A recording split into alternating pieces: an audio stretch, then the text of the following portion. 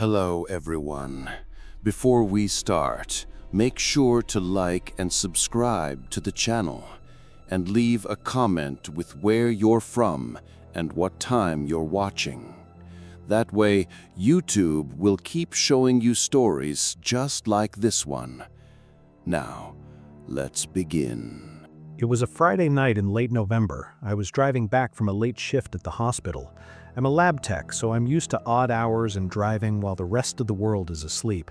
My route takes me down Highway 32, a long, winding stretch of road that cuts through state forest land. There are no gas stations, no houses, and almost no cell service for about a 15-mile stretch. I was about halfway through that stretch when my car started to act up. It wasn't dramatic. There was no smoke or loud bang. The dashboard lights just flickered once, then twice, and the steering suddenly felt like I was trying to turn a lead pipe. The alternator had finally given up. I managed to coast the car onto the narrow shoulder, the tires crunching over dead leaves and gravel until I came to a final, pathetic stop. I sat there for a moment, just staring at the dark dashboard. The only light came from the moon reflecting off the frost on my windshield. I tried the ignition again, but all I got was a series of weak, rhythmic clicks. The battery was draining fast. I reached for my phone. I had 1 bar of service, maybe 2 if I held it up to the sunroof. I pulled up my messages and texted my husband, Mark.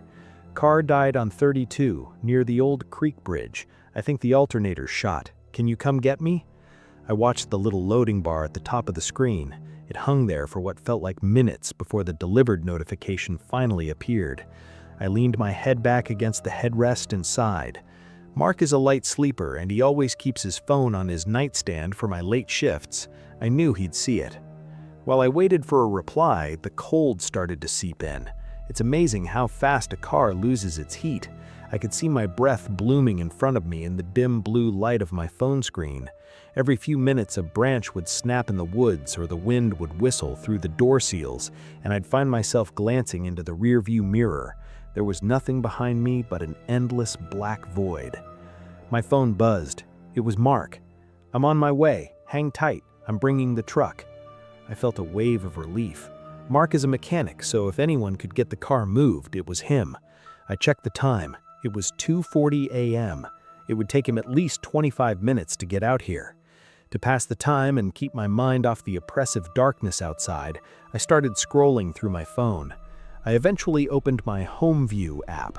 We had recently installed a smart security system with cameras on the porch and the driveway. It was a habit of mine to check it when I was away, a little way to feel connected to the safety of my home. I tapped the live feed for the front driveway. The image was crisp, rendered in that eerie, glowing infrared. I saw our gravel driveway, the oak tree in the front yard, and Mark's silver pickup truck parked right where it always was. But then I saw the front door open. I watched the screen as Mark stepped out onto the porch. He was wearing his heavy work jacket and a baseball cap. He was holding his phone in his right hand. I watched him walk down the porch steps, his boots kicking up little puffs of dust that looked like ghosts in the infrared light. He stopped at the edge of the driveway and looked around, seemingly checking the sky. He looked exactly like he always does, calm, methodical, a little tired. I felt a weird sense of comfort watching him. He was right there. He was getting into the truck to come save me. Then my phone buzzed in my hand with a new text message. I looked down at the notification at the top of the screen. It was from Mark. I'm standing right behind your car. Unlock the door. I stared at the words. My brain didn't process them correctly at first. I looked back at the security app, which was still running in a small window at the bottom of my screen. On the live feed, I could see Mark. He was still in our driveway, a good 20 miles away from me. He was looking down at his phone, his thumb moving across the screen. I looked back at the text message. I'm standing right behind your car. Unlock the door. The disconnect was so sharp it felt like a physical blow. I looked into my rearview mirror. The moon was bright enough that I could see the outline of the road behind me. The shoulder was empty. The road was empty. There was absolutely no one behind my car. No truck, no headlights, no person. Just the gray asphalt and the swaying shadows of the trees. My heart began to pace, a dull thudding in my ears. I looked back at the phone. On the security feed, I saw Mark finally get into his truck and close the door. The headlights of the truck flickered on, illuminating the garage door. At that exact moment, another text came through from his number. "Why aren't you unlocking it? I can see you in there." I felt a coldness that had nothing to do with the winter air. This wasn't a prank. Mark wasn't the type to joke like this, and even if he was physically on my screen, 20 miles away. I looked back at the mirror. Still nothing. I began to type a reply, my fingers shaking so badly I kept hitting the wrong letters. "Mark? Who is this? I'm looking at the camera. You're at the house." I hit send. I watched the security feed. Mark was still in the driveway, backed out halfway, looking at his dashboard. He didn't look like he was texting. He looked like he was shifting gears. Suddenly, I heard a sound. It wasn't a loud sound. It was the sound of a fingernail, just one, tapping lightly against the glass of my rear window. Tap, tap, tap. I didn't move. I couldn't. I sat perfectly still, my eyes fixed on the rearview mirror. I didn't see a face. I didn't see a body, but the car shifted. The suspension on the rear driver's side groaned just a little, as if someone had put their weight on the bumper. My phone buzzed again. "The camera is on a delay, Sarah. I'm right here. Open the door. It's cold out here." I looked at the security feed. Mark was gone. The driveway was empty. The truck had pulled away. I tried to tell myself the text was right, that the app was delayed, that he had somehow made it to me in record time, but the math didn't work. It had only been 3 minutes since I sent the first text. Even if he drove 100 miles an hour, he couldn't be here. And more importantly, there were no headlights behind me. If Mark was behind me in his truck, I would see the glow. I would hear the engine. But the world outside was silent, except for that rhythmic tapping on the glass. Tap, tap, tap. The sound moved. It wasn't on the back window anymore. It was on the rear passenger door. Something was walking alongside the car, dragging a finger across the metal. I heard the faint screech of a nail against the paint. I reached over and manually checked the locks on all the doors. They were down. I felt like a trapped animal. I considered trying the ignition one more time, but I knew it would just click, and the sound would only give away how desperate I was. My phone screen lit up. A FaceTime call. From Mark. I stared at the contact photo. My thumb hovered over the green button. I wanted it to be him so badly. I wanted to see his face and have him tell me this was all some bizarre technical glitch. I answered. The screen was dark. At first, I thought the camera was covered, but then the image adjusted. It was a view of the back of my own head. The camera was positioned just outside my rear window, looking in. Through the grainy, low-light video on my phone, I could see myself sitting in the driver's seat, holding my phone, looking at the screen. I could see the back of my seat, the headrest, and the dark shape of the woods beyond the windshield. I didn't scream. I couldn't find the air. I just sat there, watching myself on my own phone screen. The camera angle shifted slightly. It panned down. I saw a hand holding the phone. It was a man's hand, but the skin was pale, almost gray, and the nails were jagged and dirty. He wasn't wearing Mark's work jacket. He was wearing something thin and dark. Then, the person holding the phone turned the camera around. It wasn't a face. It was a mask, one of those cheap plastic ones you buy at a drugstore, the kind that looks like a smiling human face but with the proportions all wrong. The eyes behind the mask were wide and didn't seem to blink. The person holding the phone leaned closer to the speakers, and a digital synthesized crawl came through the speakers. "Unlock the door, Sarah. Mark told me to tell you he's running late." At that moment, a pair of headlights appeared in the distance, far down Highway 32. The figure in the FaceTime call looked toward the lights. The call abruptly ended. The weight on the rear bumper vanished. I heard the sound of footsteps sprinting into the dry brush of the woods, fast, heavy, and frantic. A few minutes later, Mark's truck pulled up behind me. He jumped out, his face full of genuine worry, his phone in his hand. I didn't even wait for him to get to the window.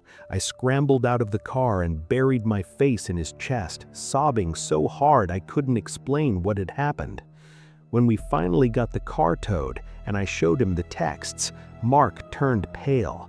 He showed me his phone. There were no sent messages. There was no record of a FaceTime call. According to his logs, he had received my initial text, replied once that he was on his way, and then put the phone in his cup holder for the drive. But when we looked at the car the next morning in the light of our driveway, there were 4 long, deep scratches running from the rear bumper all the way to the passenger door. And on the rear window, right in the center, was a single greasy smudge, the shape of a forehead pressed against the glass. The police told me it was likely someone using a sophisticated signal spoofing device, someone who had been lurking in those woods waiting for a car to break down. They said hackers can intercept smart home feeds if the Wi-Fi isn't secure, using the images to torment victims. I don't know if I believe that. I don't know how they could have timed the texts so perfectly with what I was seeing on the screen. I don't take Highway 32 anymore, and at night, I keep the curtains closed. I've never been the type of person to believe that the world is out to get me. I grew up in a small town where you left your back door unlocked and your keys in the ignition while you ran into the gas station. That kind of upbringing gives you a certain level of comfort, maybe even a bit of naivety that's hard to shake even as an adult. It was a Tuesday night, probably around 1:15 a.m. I was driving back from my brother's place in upstate New York, heading toward my apartment in the city. It's about a 4-hour haul, and to save time, I usually take a 2-lane highway that cuts through a lot of dense, unlit forest. If you've ever driven those roads at night, you know the feeling. It's just you and your headlights, and the world outside that small beam of light feels like it doesn't even exist. The only sound in the car was the low hum of my tires on the asphalt, and a podcast I was barely listening to. I remember the temperature had dropped. When I'd left my brother's, it was a mild evening, but out here in the woods, the fog was starting to roll off the damp earth, clinging to the base of the trees. I was about 20 miles from the nearest town when I saw the hazards. They were faint at first, just a rhythmic amber pulsing in the distance. As I got closer, the shape of a dark SUV materialized on the shoulder. It was parked at a weird angle, its front tires turned sharply toward the ditch. My first instinct, the one I was raised with, told me to slow down. As I pulled up behind the vehicle, I caught a figure in my headlights. It was a woman, maybe in her late 30s, wearing a beige trench coat that looked a bit too heavy for the season. She was standing by the driver's side door, waving her arms in a way that wasn't frantic, but looked exhausted. I rolled to a stop about 10 feet behind her. I remembered the sound of my gravel-crunching tires felt incredibly loud in the silence of the woods. I sat there for a second, my engine idling, just watching her. She walked toward my passenger window, squinting against my lights. I rolled the window down just a crack. "Everything okay?" I asked. My own voice sounded thin and strange to me. "I am so sorry to bother you," she said. Her voice was shaky, like she'd been crying or just freezing cold. "My phone is dead, and I think my radiator blew. I saw smoke, and then the whole thing just shut off. I've been sitting here for 40 minutes. I looked at the car. I didn't see any smoke, but it was dark, and the fog was thick. She looked harmless. She had messy hair and was clutching a small leather purse to her chest. She looked like someone's sister, someone's aunt. "I have a portable jumper and some basic tools. Let me take a look." I stepped out of the car. The air was heavy and smelled like wet pine and old asphalt. It was that kind of cold that seems to seep through your clothes and settle right on your skin. I left my headlights on so I could see what I was doing, but I made sure to lock my doors out of habit. As I walked toward her SUV, I noticed something small. There were no skid marks on the road. Usually, if a car dies suddenly, there's some sign of a struggle to get it to the shoulder. But this car was positioned perfectly, almost like it had been placed there. I brushed the thought aside, figuring she was just a good driver. "Pop the hood," I said. She nodded and went to the driver's side. I stood by the grill, waiting for the click. When the hood popped, I lifted it. The engine was cold. Not, "I've been sitting here for 40 minutes" cold, but this car hasn't run in hours. There was no heat radiating from the block, no smell of burnt coolant, nothing. I felt a slight prickle on the back of my neck. I looked over the edge of the hood at her. She was standing a few feet away, watching me. She wasn't looking at the engine, though. She was looking past me, toward my car. "Doesn't look like the radiator," I muttered, trying to keep my voice casual. "Might be a fuse or something electrical." "Do you think you can fix it?" she asked. Her tone had changed. It wasn't shaky anymore. It was flat. "I'm not sure," I said. I reached down and pretended to wiggle a battery cable. "Hey, I left my flashlight in the center console. Let me go grab it real quick." I didn't wait for her to respond. I walked back to my car. Every nerve in my body was screaming at me to move faster, but I forced myself to walk at a normal pace. I didn't want to trigger a fight or flight response in her if something was actually wrong. When I got to my door, I unlocked it, hopped in, and immediately shifted into drive. "Wait!" she yelled. She ran toward the car, her face contorted in a way that didn't look like distress anymore. It looked like anger. I didn't look back. I floored it. I watched her in my rearview mirror as she stood in the middle of the road, becoming a smaller and smaller speck in the darkness until she vanished. My heart was thumping against my ribs, but after a few miles, I started to feel stupid. I told myself I was being paranoid. Maybe the car had been sitting there for 3 hours and that's why it was cold. Maybe she was just frustrated. I almost considered turning around to go back and apologize, but something deep in my gut told me to keep driving. I got home around 4 a.m. I was wired, unable to sleep. I kept thinking about the engine block, how cold it felt under my hand. I remembered that I had installed a high-definition dash cam a few months prior, one of those dual lens systems that records both the front and the rear. I wanted to see her reaction again, just to see if I had overreacted. I took the SD card out, plugged it into my laptop, and pulled up the file labeled with the timestamp 01:22 a.m. I watched the front footage first. It showed me pulling up, our conversation, and me walking to the hood. Everything looked exactly as I remembered it. Then I switched the view to the rear-facing camera. The rear camera has a wide-angle lens and night vision. Because my headlights were pointing forward, the area behind my car was bathed in a grainy, green-tinted light. I watched myself get out of the car. About 30 seconds after I walked toward the woman's SUV, the footage showed the tree line on the right side of the road, the side my car was parked on. A man emerged from the shadows of the pines. He was dressed in dark clothing, moving with a terrifying lack of sound. He crouched low, using the trunk of my car as cover. Then a second man stepped out about 10 feet behind him, and then a third. The first man reached the rear passenger door of my car. He tried the handle. It didn't budge because I had locked it. He didn't swear or react. He just stayed low, signaling to the other two. They were carrying something. I couldn't tell exactly what it was, maybe a crowbar or a zip tie cutter. They stayed there, huddled by my rear bumper, just waiting. They were waiting for the woman to lead me further away from the car, or perhaps they were waiting for me to get back in so they could jump me before I closed the door. In the video, I saw the moment I turned around to get my flashlight. The three men instantly vanished back into the tree line.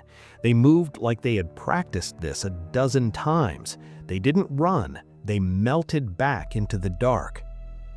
The most chilling part wasn't the men, though. It was the woman. On the rear view footage, I could see her face while I was looking down at the engine block. She wasn't looking at me, she was looking at the men in the bushes, nodding almost imperceptibly. She was directing them. I watched the end of the clip over and over. As I pulled away, the three men stepped back out onto the asphalt. They stood in a line with the woman, watching my taillights disappear. They didn't look angry, they just looked like hunters who had lost a deer. They didn't even try to get back into the SUV. They just turned and walked together into the woods, leaving the car behind on the shoulder. I called the police the next morning. They sent a cruiser out to the coordinates I gave them, but the road was empty. No SUV, no glass, no signs that anyone had ever been there. They took a copy of my footage, but they told me the plates on the SUV had been reported stolen from a junkyard 3 weeks prior. I still think about that night whenever I'm driving alone. I think about how close I was to the edge of that hood. I think about how if I hadn't locked my door by sheer habit, I wouldn't be the one telling this story. But mostly, I think about that engine block, how cold it was, and how the woman didn't blink once while she lied to my face. If you're ever out on those back roads and you see a pair of hazards, just keep driving. Your conscience might hurt for a mile or two, but at least you'll make it home. The road has a way of tricking your mind when you've been on it for more than 6 hours. The white lines start to look like they're floating, and the hum of the engine becomes a sort of white noise that can lull you into a dangerous trance. It was a Tuesday night, somewhere around 2 a.m. I was driving my old sedan back from a 3-day work trip in Ohio. I was exhausted, the kind of tired that feels like your bones are made of lead. I had about 90 miles of dark, winding mountain road left before I reached the interstate that would take me home. The weather wasn't helping. A thin, misty rain was falling, not enough to really wash the windshield, just enough to turn the dust on the glass into a smeary film. I remember the interior of my car felt like a small, safe bubble. The dashboard lights gave off a soft amber glow, and I had a lukewarm cup of gas station coffee sitting in the center console that tasted more like burnt beans and plastic than anything else. I had passed through a small, nameless town about 20 minutes prior. It was the kind of place that consisted of a single blinking yellow light and a closed-down diner. I hadn't seen another soul since then. I was completely alone, or so I thought. I first noticed the headlights in my rear-view mirror about 10 miles outside of that town. At first, they were just 2 pinpricks of light in the distance. I didn't think much of it. It's a public road after all. But as the minutes ticked by, those lights started gaining on me, and they were moving fast. I adjusted my mirror to cut the glare. It was a large vehicle, likely a heavy-duty pickup truck or a commercial van. It didn't slow down as it reached my rear bumper. Instead, it pulled up so close that I couldn't even see its grille anymore, just a wall of blinding white light that filled my entire cabin. Great, I muttered to myself, my grip tightening on the steering wheel. One of these guys. I'm sure you've encountered them before. The drivers who think the road belongs to them, the ones who want to push you into the ditch because you're doing the speed limit. I tried to stay calm. I flicked my turn signal and slowed down slightly, giving him plenty of room to pass me on the left. There was no oncoming traffic, the road was wide open. But he didn't pass. He stayed right on my tail, so close that if I had tapped my brakes, we would have been in a pile of twisted metal. Then the flashing started. The driver flicked his high beams on. The light hit my mirrors and bounced directly into my eyes, momentarily blinding me. I squinted, trying to stay centered in my lane. Then he flicked them off. 2 seconds later, he did it again. Flash, flash, flash. It wasn't a rhythmic signal. It felt aggressive, like he was screaming at me with his lights. My heart started to pick up speed, a steady, dull rhythm in my chest. I felt a surge of frustration. I wasn't doing anything wrong. I was just trying to get home. I sped up, hoping to put some distance between us. My speedometer climbed from 55 to 65, then 70. The truck stayed right there, perfectly synced with my speed, continuing to flash those blinding lights. Every time the high beams hit, the interior of my car would lit up like midday, showing every stray fry and coffee stain on my floorboards. I started to get scared. This didn't feel like standard road rage anymore. It felt like I was being hunted. I began to run through scenarios in my head. Was I supposed to pull over? If I did, what would he do? Would he pull a gun? Would he try to run me off the road? I reached for my phone on the passenger seat, intending to call 911, but as I glanced down, the truck flashed its lights again. This time, he held them on for a long 5 seconds. In that 5-second window, something caught my eye. When the interior of my car was flooded with that intense white light, I saw a movement in the rearview mirror. It wasn't behind the car, it was inside the car. I have a bad habit of keeping my back seat cluttered. I had a pile of laundry back there, a couple of empty cardboard boxes from my trip, and an old navy blue trench coat draped over the headrest of the rear passenger seat. Or I thought it was a trench coat. When the light hit the back of the car again, I realized the coat had moved. It had shifted several inches to the left.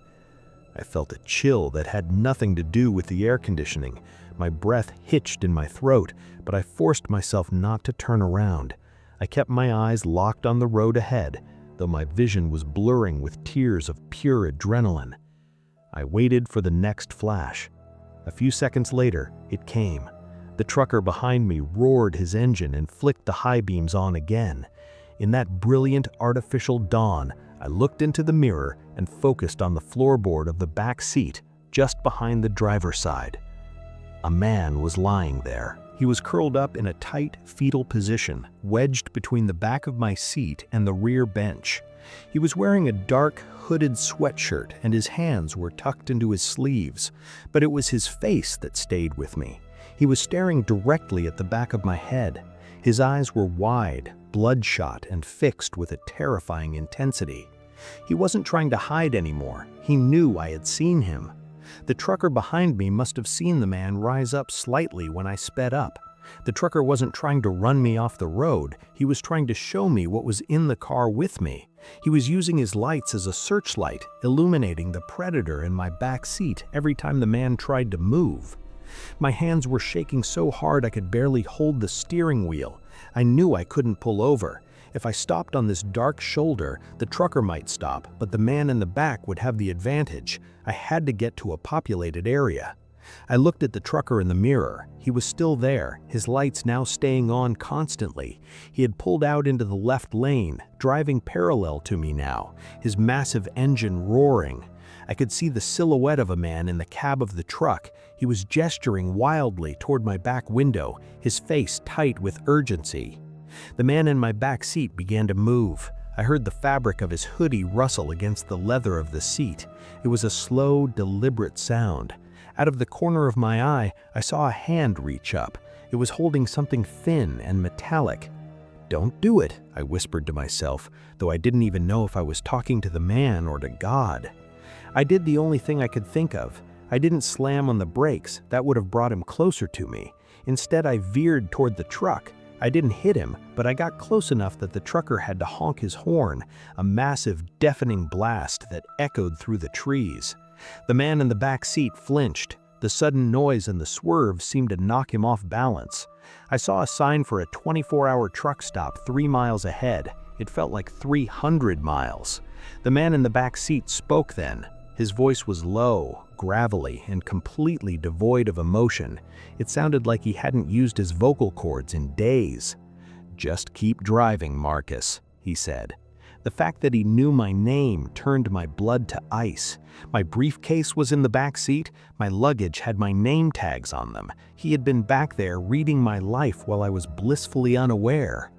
"Get out," I managed to choke out. My voice sounded like a stranger's. "Keep your eyes on the road," he replied.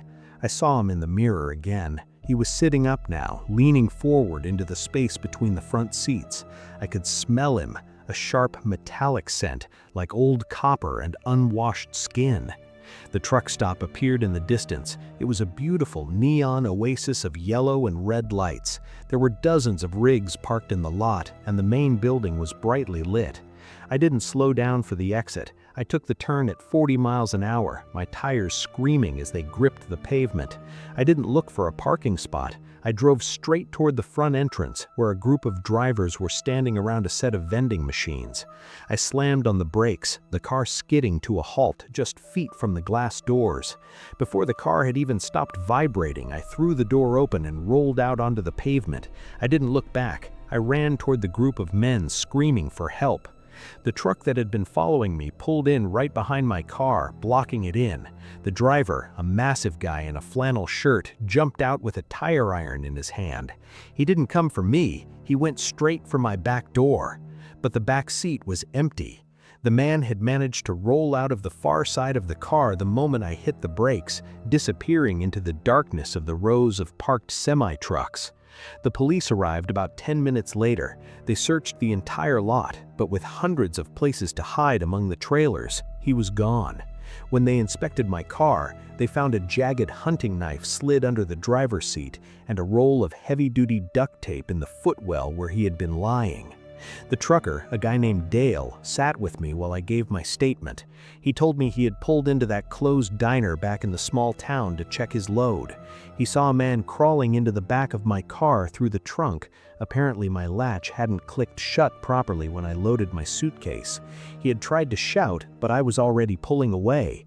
He jumped in his truck and followed me, trying everything he could to warn me without causing a high-speed wreck.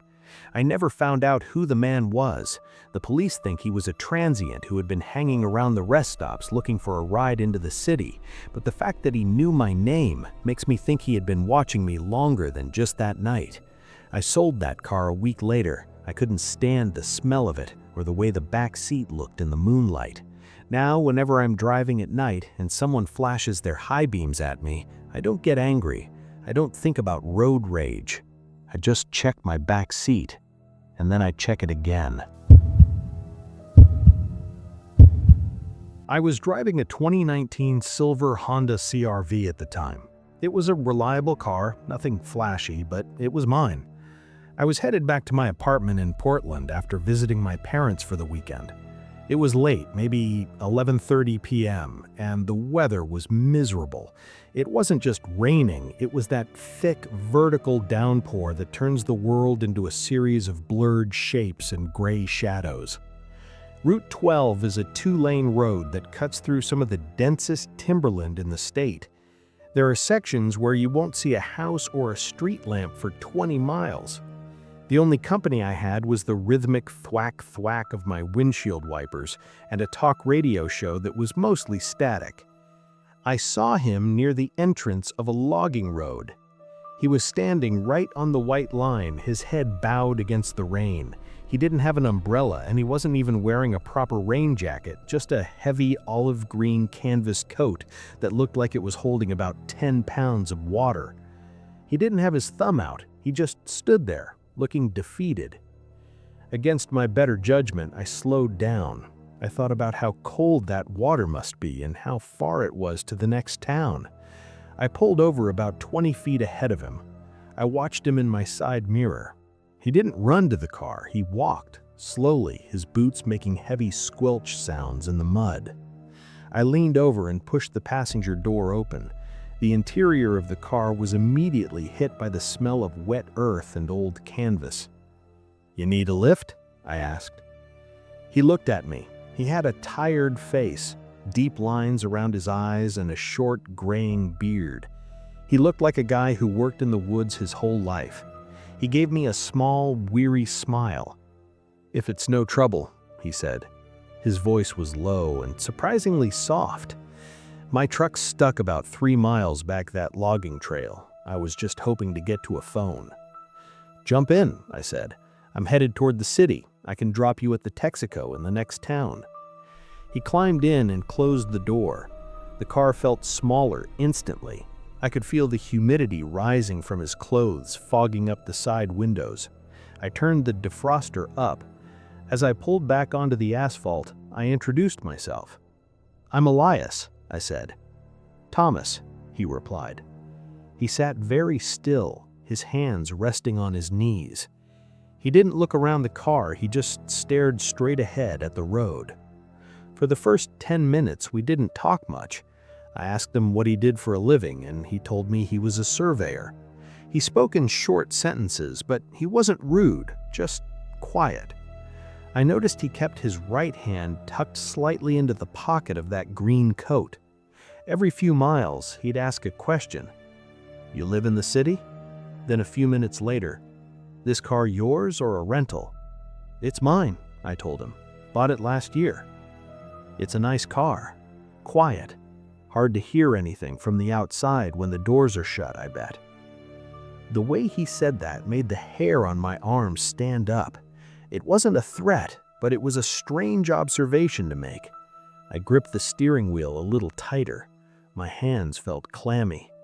I tried to focus on the road, watching the way the raindrops danced in the beams of my headlights. We were about 15 miles from the gas station when it happened. Both of our phones went off at the exact same time. If you've ever heard an Amber Alert, you know that sound. It's a harsh, jarring screech, a digital scream that's designed to demand your attention. In the silence of that car, it sounded like a bomb going off. My phone was sitting in the center console. His was in his left pocket. We both looked down at the screens instinctively. I reached for my phone with one hand, keeping the other on the wheel. I tapped the notification to see the details. Amber Alert, Oregon State Police, abducted child, 6-year-old female. Suspect vehicle, silver Honda CR-V, plate KLY882. Suspect, white male, 50s, wearing green canvas coat. Armed and dangerous. Do not approach. Call 911. The world seemed to slow down. My eyes stayed on the plate number. KLY882. That was my plate. Then my eyes shifted to the description of the suspect. White male, 50s, green canvas coat. I didn't turn my head. I didn't want him to know I had read it. But in the dim light of the dashboard, I could see his reflection in the passenger window. He was staring at his own phone. He wasn't moving. He wasn't acting surprised. He was just looking at the alert. A cold, hollow sensation opened up in my chest. My breath became a heavy, conscious effort. I knew I hadn't kidnapped anyone. I had spent the whole day with my parents. I was alone in the car until I picked him up. That meant one of two things. Either the police had made a catastrophic error with the plate number, or the man sitting 3 feet away from me was a kidnapper, and he had somehow orchestrated this. But how? How could my plate be on an alert for a man I just met? Then a darker thought hit me. I looked at the back of my car in the rearview mirror. The back seat was empty, save for a grocery bag. But the CR-V has a cargo area behind the seats, covered by a black privacy screen. I remembered stopping at a rest area 20 minutes before I saw Thomas. I had left the car unlocked while I ran in to use the restroom. It had only been 3 minutes. Was there a child in my trunk? Had he put her there while I was inside, then walked down the road to wait for me to pick him up? "You okay, Elias?" Thomas asked. His voice was still soft, but it felt different now, sharper. "Yeah," I said. My voice was a whisper. I cleared my throat. That's a loud sound. Amber Alert. I hate those things." "Me too," he said. He slowly turned his head to look at me. I could feel his eyes on the side of my face. "What did yours say?" "I didn't really look," I lied. My heart was thumping so hard against my ribs, I thought he might see my shirt moving. Just saw the Amber Alert header and swiped it away. Probably some kid in the south of the state. "Mine said it was right here," Thomas said. He reached into his pocket, my hands locked onto the wheel. I expected a knife, a gun, something, but he just pulled out his phone again and held it toward me. It says the car is a silver Honda, just like this one. I didn't look at the phone. I kept my eyes on the road. The rain was getting worse. I couldn't see more than 30 feet ahead. "Lots of silver Hondas out there," I said, trying to sound bored. "It gave a plate number too," Thomas said. He leaned closer. I could feel the dampness radiating off his coat. "KLY 882. He paused. "That's your plate, Elias. I saw it when you pulled over." I didn't answer. I couldn't. I was calculating the distance to the Texaco, 12 miles. At 60 miles an hour, that was 12 minutes. 12 minutes is a lifetime when you're trapped in a metal box with a monster. "You don't seem very worried," Thomas said. He shifted in his seat, turning his body toward me. His right hand was still in his pocket. I saw the outline of something long and heavy. Not a gun, a wrench maybe, or a hammer. "Why not?" I asked. "Because I'm the one who called it in." The silence that followed was absolute. The only sound was the rain hitting the roof like 1,000 tiny hammers. "You called it in?" I asked. "What are you talking about?" "I saw you at that rest stop, Elias. I saw you lifting that little girl into the back. I saw you cover her up with that black screen." I was losing my mind. "I was in the bathroom. I don't have a kid. There's no one in the back." "Then pull over," Thomas said. His voice was suddenly hard like flint. "Pull over right now and let's open the hatch. If there's no one there, I'll apologize. I'll even give you $50 for the trouble." I looked at him. His eyes were wide, and for the first time, I didn't see a predator. I saw a man who was terrified. But then I looked at the alert on my own phone again. Suspect, white male, 50s, wearing green canvas coat. If Thomas had called in the alert, why was he the suspect described in the text? The alert described the man I was looking at, not me. "Thomas," I said, my voice trembling, "read the alert again. Read the description of the suspect." He looked down at his phone. I watched his face. I saw the moment the realization hit him. His brow furrowed. He squinted at the screen. "White male, green coat," he whispered. He looked at his own sleeve. Then he looked at me. I didn't give them my description," he stammered. "I told them the driver. I told you." "Then why does it describe you?" I asked. Suddenly, the back of the car shifted. It wasn't a big movement. It was the sound of something heavy sliding against the plastic lining of the trunk, then a soft, muffled thud, like a small fist hitting the underside of the privacy screen.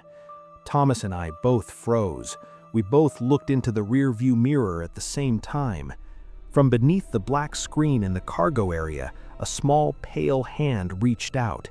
It gripped the edge of the fabric, pulling it down just an inch. Then a voice came from the back. It was a high-pitched, thin whimper. "Daddy?" Thomas's face went completely white. He didn't look at me. He looked at the hand. "That's not my daughter," he whispered. "My daughter is at home." In that moment, I realized the terrifying truth. Thomas hadn't called the police, and I hadn't kidnapped anyone. Someone else had been at that rest stop. Someone who knew both of our descriptions. Someone who had put a child in my car, called in an alert with my plate and Thomas's clothes, and was likely following us right now, waiting for the police to pull us over, or for us to pull over ourselves. I looked in the mirror again. Far behind us, through the sheets of rain, I saw a pair of headlights. They were dark, just the amber running lights, and they were gaining on us fast. "Don't stop," Thomas whispered. He pulled his hand out of his pocket. He wasn't holding a weapon. He was holding a heavy metal flashlight. "Elias, do not stop this car." I floored it. The Honda roared, the needle climbing past 80, then 90. The headlights behind us kept pace. We hit the Texaco 3 minutes later. I didn't park. I drove right over the curb and into the bright fluorescent light of the pump islands, honking the horn and screaming. The dark car behind us didn't follow. It veered off back onto the highway and vanished into the rain. When the police arrived and opened my trunk, they did find a girl. She was 6 years old, drugged but alive. She had been taken from a mall 3 towns over. But here's the thing that still keeps me up at night. The police checked the logs. There was no Amber Alert sent out that night. No record of a silver Honda or a man in a green coat was ever put into the system. The Amber Alerts we received on our phones weren't from the state police. They were sent via a localized Bluetooth broadcast, a spoof alert sent by someone within 50 feet of my car. Someone wanted us to turn on each other. Someone wanted us to stop the car in the middle of the woods to check the trunk